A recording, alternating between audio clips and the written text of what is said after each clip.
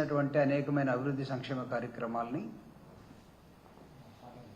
ప్రధానంగా అవి పేదవాళ్లకు అందుతున్నాయని, పేదవాళ్ల మీద కక్ష కట్టి ఈ కూటమి ప్రభుత్వం చేస్తున్నటువంటి ఈ కుట్రను ఛేదించే క్రమంలోనే ఈనాటి ప్రెస్ మీట్ని జూపుడు ప్రభాకర్ మీ ముందుకు తీసుకొస్తున్నాడు. ఎస్సీ ఎస్టీ కుటుంబాలకు వైఎస్ఆర్ కాంగ్రెస్ పార్టీ ఈ రాష్ట్రంలో ప్రత్యేకంగా ఆయా గ్రామాల్లో వాళ్ళందరికీ వాళ్ళ అభివృద్ధి సంక్షేమాన్ని ప్రధానంగా దృష్టిలో పెట్టుకుని వీధి దీపాల దగ్గర కూర్చొని చదువుకునే విధానాన్ని మార్చి మిగతా కుటుంబాల్లాగా మిగతా వ్యవస్థలో ఉన్నటువంటి కులాల్లాగా వీళ్ళు కూడా వాళ్ళ ఇళ్లలో కరెంటు లైట్లు, ట్యూబ్ లైట్లు పెట్టుకోవచ్చు.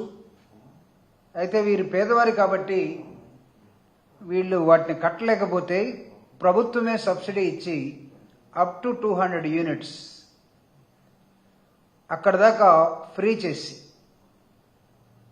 ఆ తర్వాత ఏమైనా 200 యూనిట్ల కన్నా పైన ఉంటే కట్టుకునేటట్లుగా 200 యూనిట్స్ అప్ టు ఎస్సీస్ అండ్ ఎస్టీస్ ప్రభుత్వమే ఆ ధరనంతా భరించి సబ్సిడీ ఇచ్చినటువంటి నేపథ్యం జగన్మోహన్ రెడ్డి గారి ప్రభుత్వంలో 5 సంవత్సరాలు హాయిగా కరెంటుతోటి ఫ్యాన్ వేసుకొని ఫ్రిడ్జ్ వాడుకొని లిమిటెడ్గా 200 యూనిట్లు దాటకుండా చాలా జాగ్రత్తగా ఉన్నటువంటి కుటుంబాలు ఈ రాష్ట్రంలో నాకు తెలిసి దాదాపు ఒక 20 లక్షల దాకా కనబడుతున్నాయి.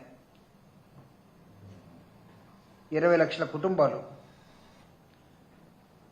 ఆ కుటుంబాల మీద కక్ష కట్టినటువంటి కూటమి ప్రభుత్వం. నేను ఇది ఎందుకు కక్ష అంటున్నానంటే, జగన్మోహన్ రెడ్డి గారు 2019 మే 30 నాడు ప్రమాణ స్వీకారం చేసి దాదాపు 151 సీట్లతోటి ముఖ్యమంత్రిగా ప్రమాణం చేసినటువంటి తేదీ 30 మే 2019, అంటే మే చివరిలో. ఆ తర్వాత ఆయన వీళ్ళ మీద మనసు పెట్టి 25/7/2019లో ఒక 2 నెలల్లోనే ఒక జీవో ఇచ్చాడు. ఆ జీవోని నేను మీకు చూపిస్తూ ఉన్నా. ఈ జీవో ఏం చెప్తుందంటే, అంతకుముందు టీడీపీ ప్రభుత్వం ఇచ్చినటువంటి 100 యూనిట్లు మాత్రమే ఫ్రీగా ఎస్సీ ఎస్టీలకి, దాన్ని డబుల్ చేసి ఈయన జూలై కల్లా ఒక జీవో ఇచ్చాడు. ఈ జీవో ఇస్తూ జీవోలో ఏం చెప్పాడంటే, డిస్కమ్లకి or managing director, power sector and the power minister, CS and all the concern power people, వాళ్ళకి జీవో ఎస్సీ ఎస్టీల దగ్గర 200 యూనిట్లు దాకా వాడుకుంటే వాళ్ళందరూ కూడా ఫ్రీ ఛార్జెస్.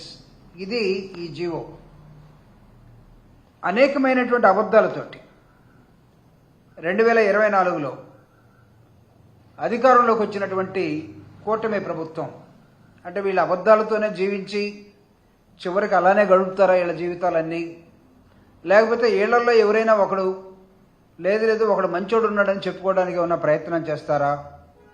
లేకపోతే ప్రజల్లో ఏమైనా తిరుగుబాటు వస్తే ఏ కరెంటు పోల్ నుంచి అయితే కరెంటు తీసుకుంటున్నారో, ఏ కుటుంబానికైతే 200 యూనిట్ల దాకా ఫ్రీ పవర్ ఉందో దాన్ని ఇంకొక జీవో ఇవ్వాల్సిన అవసరం లేదు, కూటమి ప్రభుత్వం వచ్చింది, మా మీద ఒత్తిడి పెట్టారు, మేము ఎవరికి బాధ్యులం కాదు, మీ గ్రామంలో ఉన్నటువంటి ఎస్సీ కాలనీ, ఎస్టీ కాలనీ ఏమైనా ఉన్నట్లయితే 200 యూనిట్ల కన్నా ఎక్కువ ఉన్నా తక్కువ ఉన్నా మీరు జగన్మోహన్ రెడ్డి గారు అధికారంలో వచ్చినప్పటి నుంచి ఈ రోజు దాకా కట్టకుండా ఉన్నా అప్పటి నుంచి ఇప్పుడు దాకా మీ మీద అన్ని ఛార్జీలు వేస్తున్నాం, చేతనైన చోట చెప్పుకోండి అనే విధానంతో ఈరోజు మొత్తం పవర్ సెక్టర్ మొత్తం కూడా I'm requesting to the honourable power minister mister Ravikumar,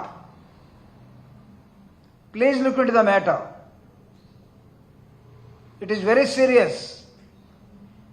మీరు పవర్ బిల్లు కోసం వెళితే బిల్లు కట్టలేక 42,000 బకాయిలు కూల్ చేసుకునే వాళ్ళకి అసలు మామూలుగా 200 యూనిట్లు కూడా వాడకుండా ఉన్న వాళ్ళకి, బాలింతలుగా ఉన్న కుటుంబాలు, పసిపిల్లలతో ఉన్న కుటుంబాలు, ముసలి వాళ్ళని పెట్టుకుని చిన్న రేకులు వేసుకొని పక్కన తాటేకులతో ఉన్నటువంటి ఆ ముసలి వాళ్ళని కూడా చూడకుండా కడతారా లేదా? కట్టకపోతే మొత్తం మీ కరెంటు తీసేస్తున్నామని చెప్పేసి మీటర్ని ఇంట్లోంచి తీసుకెళ్ళిపోయి, ఆడవాళ్ళు కొంచెం ఆగండి అయ్యా మగవాళ్ళు లేరంటే వాళ్ళని బూతులు తిట్టి, ఇది నేను రియాలిటీ మీ ముందు చెప్తున్నాను, ఆ బూతు నేను ఇక్కడ చెప్పలేను. వీళ్ళు ప్రవర్తించిన విధానం అంటే మీకు ఎస్సీలకు కూడా కరెంటు కావాలన్నా, ఎస్టీలకు కూడా కరెంటు కావాలన్నా, మీ తాత ఉన్నప్పుడు కరెంటు ఉందా, మీ నాన్న ఉన్నప్పుడు కరెంటు ఉందా, ఎవడిస్తాడు మీకు కరెంటు ఫ్రీగా? కులుకుతాం అనుకుంటున్నారా? ఇంకా రకరకాలుగా వాళ్ళు చెప్పలేని భాషలో చెప్పేసారు నాతోటి ఒక విలేజ్లో. ఇవన్నీ చేస్తున్న నేపథ్యాన్ని భరించలేక రాష్ట్రంలో ఉన్నటువంటి ఈ దాదాపు ఈ 20 లక్షల కుటుంబాలు ఖచ్చితంగా తిరుగుబాటు చేసే రోజులు రాబోతా ఉన్నాయి. తిరుగుబాటు చేస్తే ఏమవుతుందో తెలుసా? కరెంటు పేరు మీద ఉన్న ఉద్యోగి ఎవడైనా సరే, వాడు గుంజలు ఎక్కేవాడైనా కానీ, స్తంభాలు ఎక్కేవాడి దగ్గర నుంచి ఏఈ దాకా, ఈఈ దాకా, డిఈ దాకా, ఎస్సీ దాకా ప్రజలు తిరగబడితే అదే కరెంటు పోలుకి మిమ్మల్ని కట్టేసి, అదే కరెంటు పోలికి మిమ్మల్ని కట్టేసి బిల్లు అడగటానికి వస్తే మీ మీద తిరుగుబాటు చేసే రోజు వస్తుందో గుర్తుపెట్టుకోండి. జగన్మోహన్ రెడ్డి గారు 200 యూనిట్ల దాకా ఇచ్చాడు. Where is your GO? ఈ 200 యూనిట్లని జగన్మోహన్ రెడ్డి గారు ఇచ్చిన దాన్ని మేము తీసేస్తున్నాం. కరెంటు డిపార్ట్మెంట్కి లాస్ వచ్చింది, మేము పెద్దోళ్ళు దొరికిపోతే వాళ్ళు మమ్మల్ని కొట్టేటట్టున్నారు కాబట్టి మేము కాలనీలకు వస్తాం, పేదోళ్ళని మేము బూతులు తిట్టచ్చు. ఈ విధంగా మీరు ప్రవర్తిస్తున్న విధానం కానీ ప్రభుత్వం ఒక చీకటమయం చేస్తున్నటువంటి దళితుల జీవితాలని దాదాపు 1 నెలగా 2 నెలలుగా కరెంటు తీసేస్తే చీకట్లో ఉండిపోయారు వీళ్ళందరూ. ఆ కిరోసిన్ లాంతర్లో ఏదో పెట్టుకొని. సో పెద్దవాళ్ళ దగ్గర పోగలుగుతున్నారా? పెద్ద పెద్ద ఎంఎన్సీ కంపెనీస్, లేకపోతే మీకున్నటువంటి ఫ్యాక్టరీస్, లేకపోతే ఇంకొకళ్ళ దగ్గరికి ఎవరి దగ్గర పోవట్లేదు. వై దిస్ కూటమి is concentrated only on poor people? అంటే జగన్మోహన్ రెడ్డి గారు పేదవాళ్ళకి అండగా ఉన్నారని, జగన్మోహన్ రెడ్డి గారికి ఓటేశారని మీరు గ్రామం వెళ్ళి, గ్రామంలో కూడా తెలుగుదేశానికి కూటమికి ఓటేస్తే వాడు బకాయి ఉన్నా వాడి కరెంటు పోదు, తెలుగుదేశాన్ని కాకుండా వైఎస్ఆర్ కాంగ్రెస్ పార్టీకి ఓటేస్తే కాలనీలో వాళ్ళందరూ కరెంటు మొత్తం పీకేసి వెళ్ళిపోతా ఉన్నారు. ఇది న్యాయం అని అడుగుతున్నాను నేను. న్యాయం కానప్పుడు ఖచ్చితంగా ప్రజల్లో తిరుగుబాటు వస్తుంది. వాళ్ళు కూడా కోర్టుకు వెళ్ళి మీ సంగతి కూడా చూస్తారని చెప్తున్నాం. Requesting government, if you are going to be sincere, if you want to prove yourself, don't touch these SC and ST people who are below 200 units and who are using this power. దీన్ని మీరు ఈ రాష్ట్రంలో ఏం చేస్తున్నారో ఒక్క మాటలో చెప్తాను నేను. కూటమి ప్రభుత్వం వచ్చిన తర్వాత పెను శాపంగా దళితులు భావిస్తూ ఉన్నారు.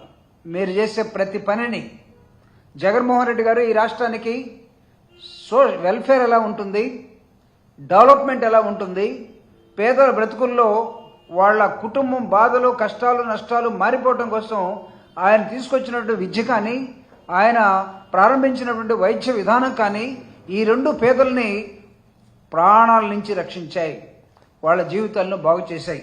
కానీ ఇప్పుడు మీరు దేని మీద మనసు పెట్టారంటే, గత ప్రభుత్వం పేదరికం నుంచి బయటపడేందుకు అనేకమైన కార్యక్రమాలు చేస్తే ఆ పథకాల మొత్తాన్ని ఈ వర్గాలకు ఇప్పుడు ఇవ్వటానికి వీల్లేదని ఆపేస్తున్నారు. Without any GO. అసెంబ్లీలో కూడా మాట్లాడరు.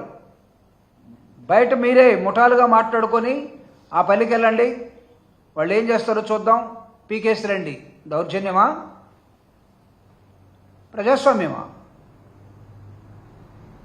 ఏమనుకుంటున్నారు అసలు? ప్రభుత్వం అయితే పర్ఫెక్ట్గా రండి. Where is your GO?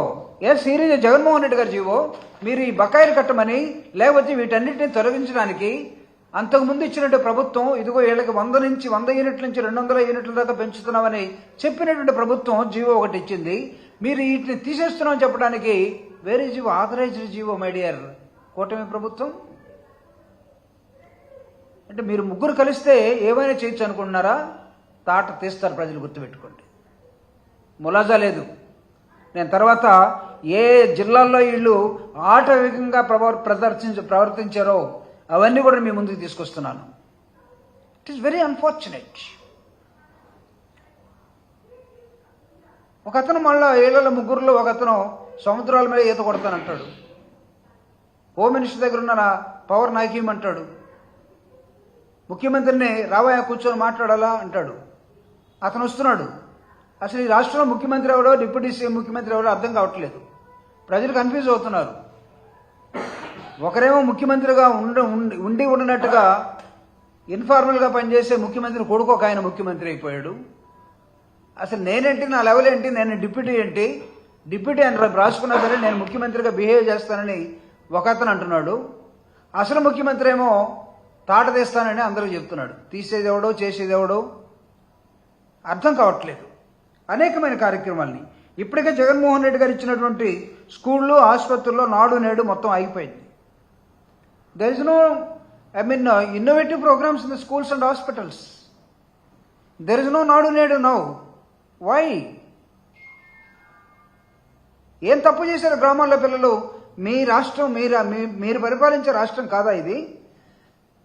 Jaganmohan Reddy గారు పెడితే సక్సెసివ్ గవర్నమెంట్ అండ్ డెమోక్రసీ. ప్రభుత్వాలు వస్తుంటాయి పోతుంటాయి. మీదేదో పర్మనెంట్ అని మీరు ఊహించుకొని మేము ముగ్గురం కలిసామని ఒక్కసారి ఏదో క్లిక్ అయ్యారు పేకాట్ గెలిచిన వాళ్ళలాగా. కానీ అది కాదు. ఇది స్కూళ్ళన్నీ మూసేశారు. గవర్నమెంట్ హాస్పిటల్స్లో సరైనటువంటి విధానం కనపడటం లేదు. ఫీజు రీయింబర్స్మెంట్ ఆగిపోయింది. ఆరోగ్యశ్రీ కనపడటం లేదు. పేదలకు జనరల్గా కావాల్సినటువంటి ప్రభుత్వాన్ని వాడుకునే మేజర్గా ఉన్నటువంటి పేదవాళ్ళకి దగ్గరకు వచ్చి పనిచేసే వాలంటరీ వ్యవస్థను మొత్తం కూల్చేశారు. ఇంకా ఎంతమందికి ఉపాధి కలిగిస్తున్నటువంటి రేషన్ సప్లై చేసే వెహికల్స్ అవి ఎటుపోయినా అర్థం కావట్లేదు. ఆరోగ్యపరంగా ఇంకా చెప్పాలంటే ఆరోగ్యపరంగా, వైద్యం పరంగా, ఉపాధి రంగాలు మొత్తాన్ని కూడా మీరు తీసి అవతల పడేశారు. అంటే పేదవాడిని ఆదుకోవటం మానేసి పేదవాడిని ఎలా తొక్కాలనేది మీరు చూస్తున్నారు. కానీ రిమెంబర్ వన్ థింగ్, పేదవాడు కూడా ఒకరోజు వాడికి అవకాశం వచ్చింది, అప్పుడు వాడు ఎవరిని తొక్కాలో గుర్తుపెట్టుకొని తొక్కుతాడు మిమ్మల్ని. ఈ ఎన్నికలు 5 సంవత్సరాలకు ఒకసారి వస్తాయి. మీరు పర్మనెంట్ అనుకుంటే మోసపోతారు మై డియర్ కూటమి గవర్నమెంట్. ఇప్పటికీ అసలు ఇలా బారిన పడి వీళ్ళు మా మీద అప్పుడు వైఎస్ఆర్ కాంగ్రెస్ పార్టీ అధికారంలో ఉన్నప్పుడు తెలుగుదేశం పార్టీ బాదుడే ఒక కార్యక్రమాన్ని తీసుకొచ్చింది. జగన్మోహన్ రెడ్డి గారు అన్ని పెంచేసి బాధేశాడట. ఇప్పుడేం చేస్తున్నావు బాబు? ఇప్పుడేం చేస్తున్నావు మిస్టర్ పవన్? ఇప్పుడేం చేస్తున్నారు మేడం పురంధరేశ్వరి గారు? Where is the tone? అయితే బీజేపీ టోన్ ఎక్కడుంది? మోగపోయిందా? తెలుగుదేశానికి అమ్ముడు పోయిందా? లేకపోతే మన కుటుంబం అనుకొని ఆగిపోయిందా? పాపం పవన్ కళ్యాణ్ అనేది తలెక్కడో తోకెక్కడో తెలీదు. రేషన్ బియ్యం అంట అమ్ముకుంటున్నారంట, అవన్నీ కూడా ఎక్స్పోర్ట్ అవుతున్నాయంట. కాకినాడలో షిప్ యార్డ్ ఉంటే అక్కడ పోయి సముద్రంలో ఈయన ఈత కొడుతున్నాడు. అరే బాబా, మీ పార్టీ వాళ్ళు ప్రతి నియోజకవర్గంలో రేషన్ బియ్యాన్ని మొత్తాన్ని కలెక్ట్ చేసుకొని లారీలతోటి కాకినాడకో, విశాఖపట్నానికో, గంగపట్నానికో, కృష్ణపట్నానికో, లేకపోతే తమిళనాడుకో పంపుతూ ఉంటే ఇక్కడ అసలు సరిచేయాల్సిన చోట మీరు వదిలేసి అక్కడెక్కడో దూరంపూడి చంద్రశేఖర్ రెడ్డి ఒకప్పుడు చేశారండి. ఇప్పుడు ఎవరు చేస్తున్నారు? అక్కడ ఎవరు చేసినా అన్యాయమే. We're not going to support. ఏదో దొంగల్ని మేమే సపోర్ట్ చేయదలుచుకోలేదు. అంటే మీరు అసలు ఎక్స్పోర్ట్ అవుతున్న దాని దగ్గరికి వెళ్ళారు. ఎక్స్పోర్ట్ కారణమైనటువంటి అంశాలను మీరు ఎందుకు టచ్ చేయలేకపోతున్నారు? అంటే ఎవరిని మీరు బ్లాక్ చేయాలనుకుంటున్నారు? పవన్ కళ్యాణ్ గారు ఇదేమైనా సినిమా సీన్ అనుకుంటున్నారా? ఆ సీను లాస్ట్లో ఉండాల్సింది ముందు తీయాల్సింది లాస్ట్లో తీసి అన్నీ మిక్సప్ చేసుకొని సినిమా చూపిస్తే సరిపోద్దని అనుకుంటున్నారా? లేదా this is society. Everyday people are observing you. మీరు ఢిల్లీకి పోకముందు ఏం మాట్లాడుతున్నారు, పోయొచ్చిన తర్వాత ఏం మాట్లాడుతున్నారో చూస్తున్నారు.